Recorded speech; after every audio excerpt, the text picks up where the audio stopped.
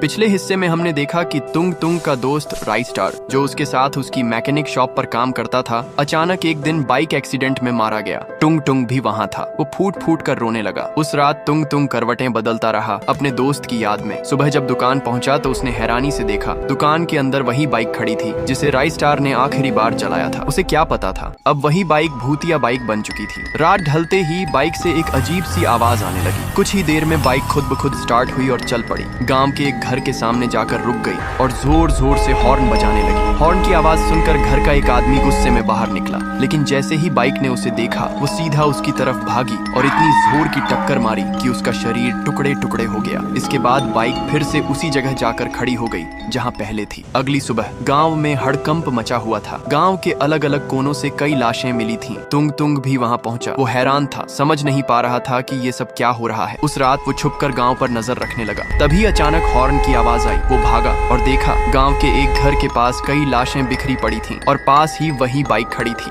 अब तुंग तुंग को सब समझ आ गया, यही बाइक गांव वालों को मार रही है। वो साहस जुटाकर बाइक के सामने जाकर खड़ा हो गया। बाइक ने उसे देखते ही तेजी से टक्कर मारी और भाग निकली। टक्कर की वजह से तुंग तुंग बेहोश होकर वहीं गिर गया। जब उसकी आंखें खुली तो सुबह हो चुकी थी। गांव में अफरा तफरी मची थी। लोग इधर उधर भाग रहे थे। तुंग तुंग ने एक आदमी को रोककर पूछा, क्या हुआ, सब क्यों भाग रहे हैं? वो बोला, भागो, वो बाइक लोगों को मार रही है, बचना हो तो भाग जाओ। तुंग तुंग ने मुड़कर देखा, वही बाइक उसकी तरफ आ रही थी। वो साहस जुटाकर उसके सामने खड़ा हो गया और चिल्लाया, कौन हो तुम? गांव वालों के पीछे क्यों पड़े हो? अचानक बाइक रुक गई। कुछ पल शांति छाई रही और फिर बाइक से तेज रोशनी निकली। उस रोशनी में जो चेहरा नजर आया वो देखकर तुंग तुंग के पैरों तले जमीन खिसक गई। वो और कोई नहीं, राइस्टार था। तुंग तुंग की आंखें भर आईं। उसने पूछा, भाई तेरा ये हाल किसने किया? राइस्टार बाइक से उतरा और धीमी आवाज में बोला, उस दिन मैं रास्ते से गुजर रहा था, तभी एक घर से लड़की की चीखें सुनाई दी। मैंने झांक कर देखा, दो लोग उस लड़की का कत्ल कर रहे थे। मैं डर गया और अपनी बाइक की ओर भागा। जैसे ही मैं बाइक पर बैठा वो दोनों बाहर आए और उन्होंने मुझे भी मार डाला।